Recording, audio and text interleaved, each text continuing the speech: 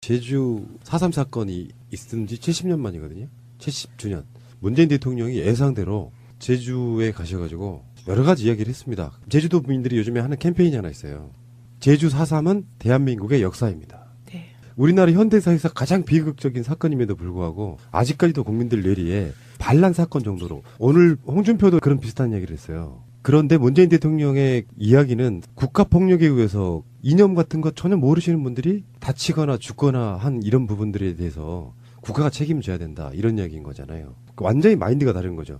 오늘 아침에 4.3이다 그러니까 제 머릿속에 동시적으로 떠오른 게 순이 삼촌이에요. 왜냐하면 저에게 있어 4.3은 두 개로 다가왔어요. 하나는 순이 삼촌이고 다른 하나는 팜플렛이었어요. 우리끼리 돌려보는.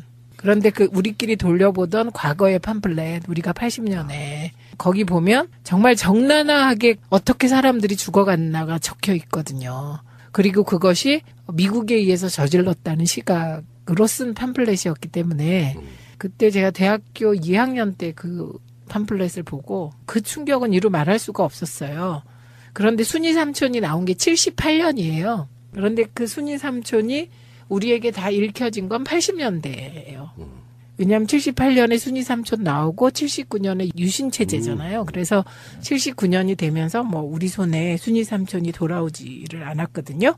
그래갖고 순이 삼촌을 다시 읽어봤어요, 아침에. 주인공이 고향에 내려갔는데 그 순이 삼촌이라는 말이 삼촌이 아니라 되게 가까운 친척을 다 삼촌이라고 부른대요, 제주도에서. 시골에 가면 그래요. 예, 그런데 순이 삼촌은 그게 이제 남자가 아니고 여성. 그래서 이 순이 삼촌이 주인공의 집에서 말하자면 가사도우미 비슷하게 일을 하는데 갖가지 트라우마로 인하여 이상한 행동을 하죠. 그런데 이분이 4.3 학살 현장에서 살아남았어요. 살아남은 이유가 뭐냐? 기절한 거예요. 총을 보고. 총 맞기 전에 기절한 거죠.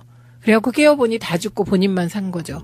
그래서 결국은 그 트라우마를 극복하지 못해서 바로 그 학살의 현장에 가서 약을 먹고 자살하는 얘기입니다. 그러니까 민중순환사적 관점에서 쓴 건데 오늘 대통령 추모사 보니까 순이 삼촌 말씀을 하셨더라고요. 그러니까 그만큼 순이 삼촌이라는 이 단편이 고세대의 젊음을 보냈던 20, 30대 젊음을 보냈던 사람들한테는 정말 충격적인 소설이었어요. 문 대통령이 홍준표 씨에게 한 말 같은 말이 있어요. 아직도 이념에 굴절된 눈으로 4.3 보는 사람이 있다. 아픈 역사를 직시해라. 아까 박근혜 이야기했잖아요. 네. 세월호 7시간 당신 뭐 했어 하니까 그걸 덮기 위해서 계속 많은 사람들을 탄압하고 이상한 프레임으로 죄를 만들고 뒤집어 씌우고 그렇잖아요. 최소 추정치 3만 명쯤 죽인 거거든요.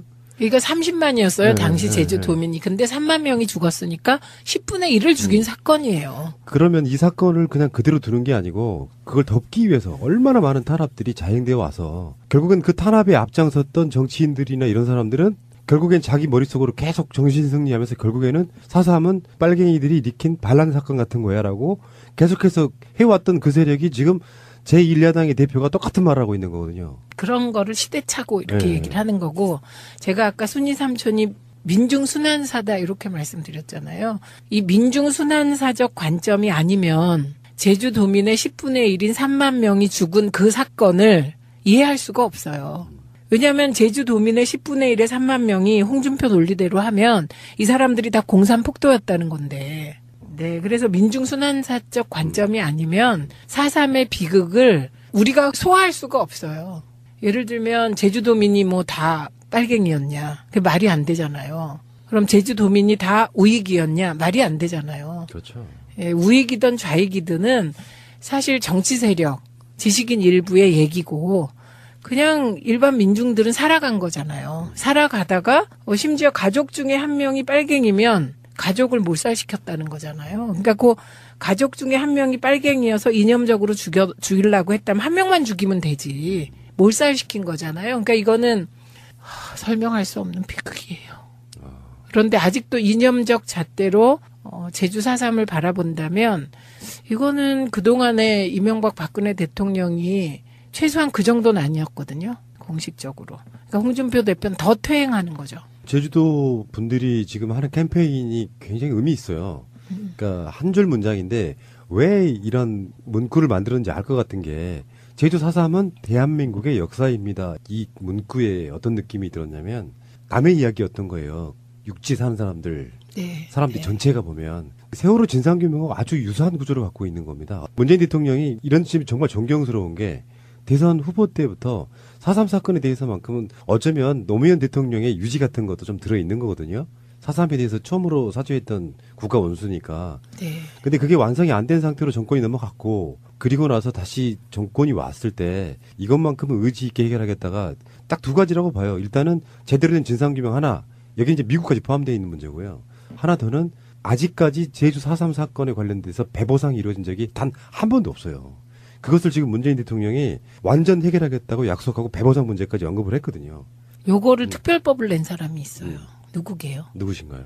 초선 때 추미애 대표가. 아, 그러셨구나. 네, 그래서 저는 요새 갈수록 추미애 대표를 이런 디테일한 사실을 알면서 이렇게 면면이 이어져 내려오는 민주당의 정신 어떤 곳에 있었구나 이런 생각을 하게 되었습니다. 요즘에 블로그 보니까 완전히 거의 무당 수준이시잖. 네.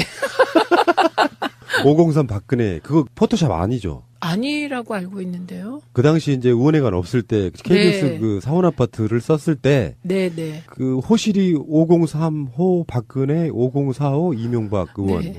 그 명패 보면 전부 다 쟁쟁한 사람들만 있어요. 그래 신기하게 돼요. 그때 추 대표가 생각했다는 거잖아요. 그때. 노무현 의원도 있고. 그러니까 여기 있는 분들이 나라의 큰 지도자가 될 분들이 있을 것 같다라고 생각했다는 거잖아요. 거기 딱 503 박근혜 의원 이렇게 보니까 깜짝 놀랐어요. 그거 진짜. 자, 알겠습니다. 어쨌건 우리나라에 일어난 모든 사건들에 대해서 국가의 대통령으로서 진정성 있게 국민을 대하려고 하는 자세를 보고 전율이 느껴지는 그런 오늘 오전이었습니다. 예, 뿐만 아니라 이제 탈이념의 시대가 전 세계를 휩쓰기 시작한 게 89년이에요. 1988년, 89년. 그래서 페레스트로이카로 전 세계가 바뀌잖아요. 그런데 한반도만 계속해서 이념의 시대를 살고 있는데 이제 남북 정상회담이 되고 북미 회담 되고 뭐 그러면 진짜 순위 삼촌의 한이 좀 달래지지 않을까요? 그러니까요. 수만 명이 목숨을 잃었다는 그 어마어마한 사건을 아직까지도 우리는 크게 인지하고 있지 못한 것 같습니다. 네. 나는 문재인 대통령이 무섭습니다. 국회의원이나 당대표 시절에 느꼈던 그 느낌하고 좀 달라요. 조용히 가. 어떤 것도 안 했는데 장풍 같은 걸 쏴가지고 안 보이는 곳에서 누군가 뒤에 쓰러져 있어. 악당이. 딱 그 느낌이어가지고요. 할 일을 그냥 꾸준히 하세요. 무서워 이제는. 문재인 화이팅! 인이라고 부르면 우리가 맞을 것 같아. 인이 화이팅! 중산간 마을의 95% 이상이 불타 없어졌고 마을 주민 전체가 학살당한 곳도 있습니다. 1947년부터 1954년까지 당시 제주 인구의 10분의 1, 3만 명이 죽은 것으로 추정됩니다. 이념이 그은 삶과 죽음의 경계선은 학살터에만 있지 않았습니다. 한꺼번에 가족을 잃고도 폭도의 가족이란 말을 듣지 않기 위해 숨죽이며 살아야 했습니다. 고통은 연좌제로 대물림되기도 했습니다. 1960년 4월 27일 관덕정 광장에서 잊어라, 가만히 있어라 강요하는 불의한 권력에 맞서 제주의 청년 학생들이 일어섰습니다. 제주의 중고등학생 1,500여 명이 3.15 부정선거 규탄과 함께 4.3의 진실을 외쳤습니다. 그해 4월의 봄은 얼마 못 가 5.16 군부 세력에 의해 꺾였지만 진실을 알리려는 용기는 사라지지 않았습니다. 유신 독재의 정점이던 1978년 발표한 소설가 현기영의 순위 3초, 김석범 작가의 까마귀의 죽음과 화산도, 이산화 시인의 장편서사시 한라산, 3년간 50편의 4.3 연작을 완성했던 강요배 화백의 동백꽃지다. 4.3을 다룬 최초의 다큐멘터리 영화 조승범 감독의 레드헌터, 오멜 감독의 영화 지선, 임흥순 감독의 비념과 김동만 감독의 다랑시굴의 슬픈 노래, 고 김경률 감독의 끝나지 않는 세월, 가수 안치환의 노래 잠들지 않는 남도, 때로는 체포와 투옥으로 이어졌던 예술인들의 노력은 4.3이 단지 과거의 불행한 사건이 아니라 현재를 사는 우리들의 이야기임을 알려주었습니다. 저는 오늘 이 자리에서 국민들께 호소하고 싶습니다. 아직도 4.3의 진실을 외면하는 사람들이 있습니다. 아직도 낡은 이념에 굴들된 눈으로 4.3을 바라보는 사람들이 있습니다. 아직도 대한민국엔 낡은 이념이 만들어낸 정오와 적대의 언어가 넘쳐납니다.